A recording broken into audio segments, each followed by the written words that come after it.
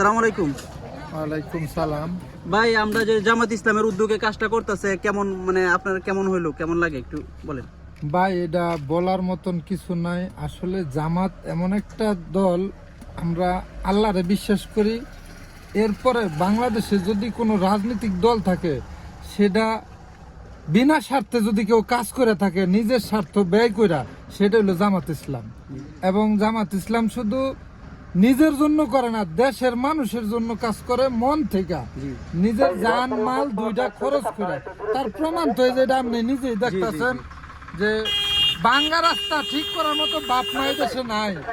শুধু এই রাস্তা কারা সংস্কার করার কথা, এই দেশে সরকারে, সেই জায়গায় জামাতের লোকেরা নিজের শর্ত রাস্তাটা ঠিক করে দিতেছে।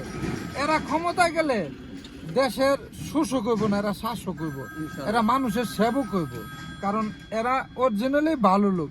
আপনি কয়টা নেতা খেতে দেখাইতে পারবেন অন্য অন্য দলের নামাজে জামাতে নামাজ পড়ে? জামাতুল ইসলামের যারা জামাত করে, এরা নামাজ রোজা না করলে এরা জামাত করতে পারতো না। কেন? জামাত এই দেশের জনগণ মন থেকে ভালোবাসা উচিত। কেন? মৃত্যুর পর আপনার জানাজা এই হুজুর দিয়ে করাইতে হইব। মার বিয়া পড়াইছেন, এই হুজুর দিয়ে পড়াইতে হইব। যারা অবুঝ, এখনো সময় আছে, আপনারা যাই না শুই না বালা পথে চলেন। কেন এই দুনিয়াতে আপনি 50 বছর আর হাজার হাজার লক্ষ লক্ষ বছর ওই দুনিয়ায় আপনি বসবাস করতে হইব। খালি এই দুনিয়ার চিন্তা করে লাভ নাই। ধন্যবাদ আপনাদেরকে, ধন্যবাদ আপনাদের এই কর্মকাণ্ড করার জন্য। আপনাদেরকে আবারও অসংখ্য ধন্যবাদ জানাই। আসলে আমি চলার পথে আমার বাড়ি তো ওই জায়গায় না, আমার হলো কুমিল্লা চাঁদপুর আমার বাড়ি। তো আমি গাড়ি নিয়ে আসছি। আপনাদের এই উদ্যোগটা, এই কাজটা দেখা খুব ভাল লাগলো ভাই।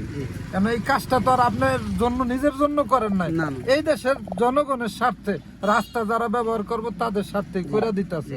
ধন্যবাদ। ধন্যবাদ আপনাকে, অসংখ্য ধন্যবাদ আপনাকে, অসংখ্য ধন্যবাদ। আসসালামু আলাইকুম।